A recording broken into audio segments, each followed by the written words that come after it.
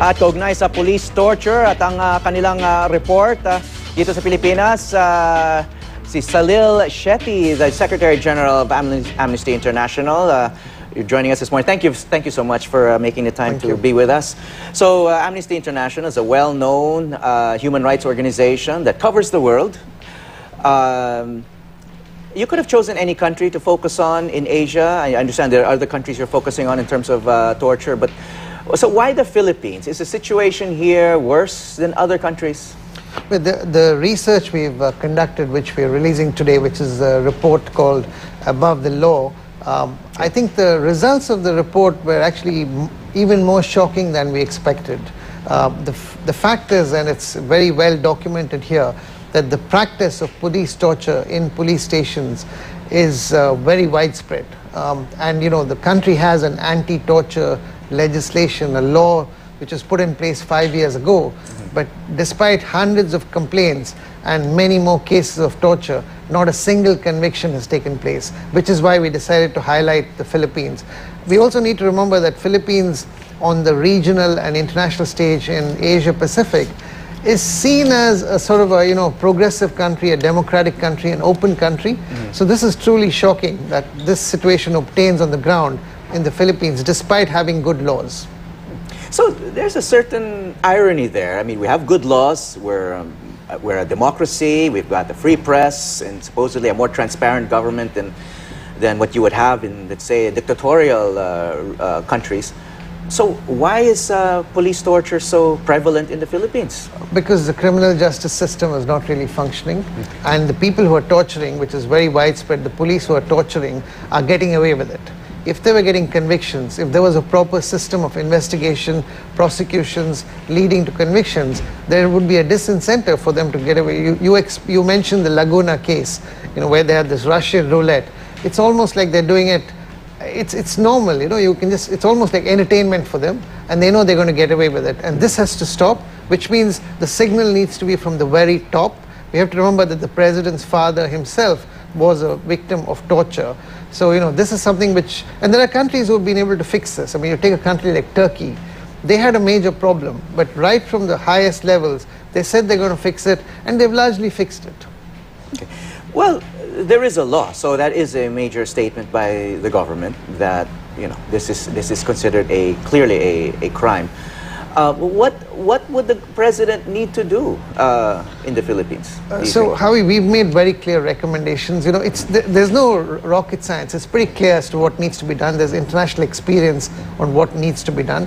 So, the first thing is to prevent it from happening. And the way you prevent it is by having a body or a mechanism which is independent and which can visit and inspect the police stations and the detention centers. So if there is any, the whiff of torture, that they take action on a preventive basis. That preventive mechanism doesn't exist in the Philippines. We need that. Secondly, if the torture still is starting to happen, people need to be able to complain, and they need to be clear as to whom to complain to. Here you have between 7 to 10 different mechanisms. Don't forget that the people who are being tortured, the victims, come from very poor families, many of them children, shockingly. So you need a simple and again an independent police complaint mechanism, which you don't have in the country. And then finally you need convictions, When there's a problem, you can't keep on shielding people. Well, the report states that there has been not a single conviction for violations of the Anti-Torture Act. No policeman has been successfully prosecuted since 2009. It's a combination, the government needs to do what it has to do. We talked to the senators yesterday. There is an interest in the Senate. The legislation is going to be reviewed 5 years later. There could be a public inquiry into this, and get rid of all the complex administrative mechanisms, the multiple mechanisms, create a streamlined system, and get the fear out of the people. The people we talked to, I was in Paranaque jail talking to Alfreda. Paranaque, and one of the victims, a woman who was interviewed in the report. Yes. And she was looking at this picture, and she was telling me, she was very silent when she saw this baton, and I said, what's happening? And she said, this is exactly what's used on me. To beat her, yeah. And and electric shocks, I mean, such gruesome stuff, and that too on kids very often. So they need to, that fear of complaining needs to be removed. You need to make people feel more confident that when they complain, there's an independent way in which they're not going to be further attacked. Well, the report cites some common victims, as you mentioned, some women.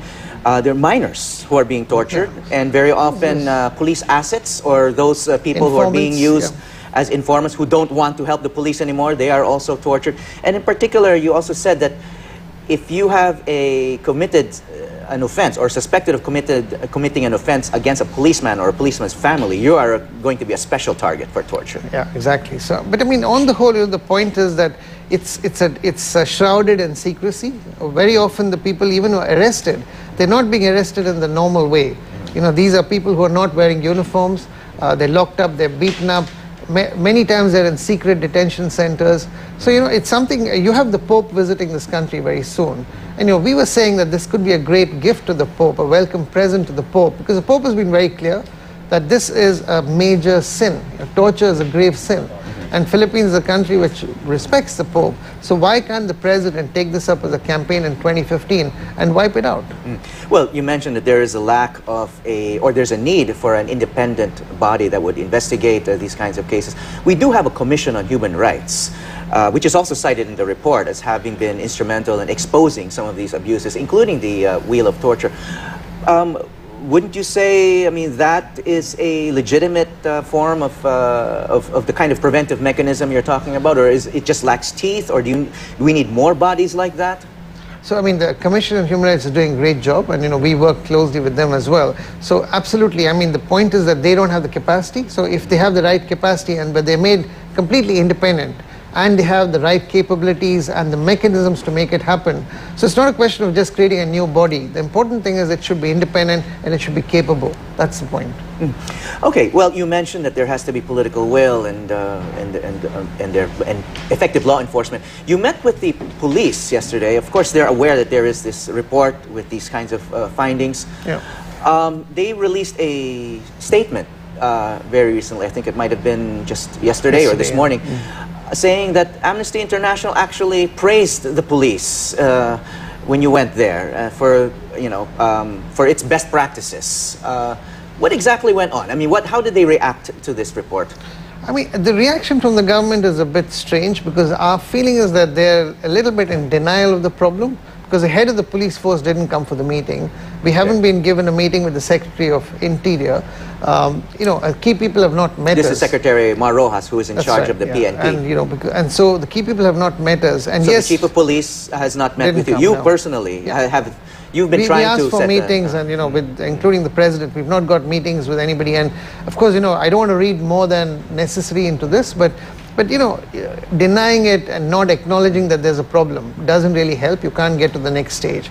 So, I mean, the press release which they issued saying that we were praising them, I mean, I'm not sure where that came from, really, because we were quite critical. I mean, the report is pretty So you critical. never praised the police when you met with them? I mean, the police, we understand that the police in any country, and Philippines is not different, they work under difficult circumstances, but under no circumstance is torture acceptable.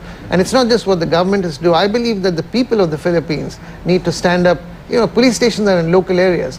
They can also put pressure saying, we don't want a police force. This is not the Philippines we want to see for the future. We are going to stop torture. In the Philippines, in discussions about torture, it's often the military that's being mentioned. But you're saying that police torture is actually much worse or much more widespread than torture by the military, by soldiers. So historically, Amnesty, this is the 4th report we're doing on torture in this country. We've looked a lot at the issue of armed groups and Mindanao, and all of the army excesses in those places. We took the Commission on Human Rights complaints from last year, and we looked at who are they complaining about, who are they accused. The majority turned out to be the police. And these are ordinary people who are suffering. So, it's not the suffering only of political activists or extremists. Ordinary Filipinos are being attacked by the police on a daily basis. Okay, you mentioned this wheel of torture. I mean, have you encountered anything like that in other countries? I mean, we ourselves were a bit, can we say, maybe shocked or even flabbergasted. I mean, your report says it shows the casual attitude of the police towards torture. It's not even something they take seriously. It's something for entertainment. No, and this is supposedly one of these secret detention centers. It's not a secret for the police. All the senior officials know where these centers are. So, we need to get the secrecy out. We need to become a country which respects the rule of law. That's what you expect from the Philippines. Philippines can be a leader of human rights in the region. So we're hoping that there'll be some concrete action in the next year. Okay, well, you've revealed some of these secrets in your report. And thank you very much for your time, Mr. Salil Shetty, Secretary General of Amnesty International. Thank you.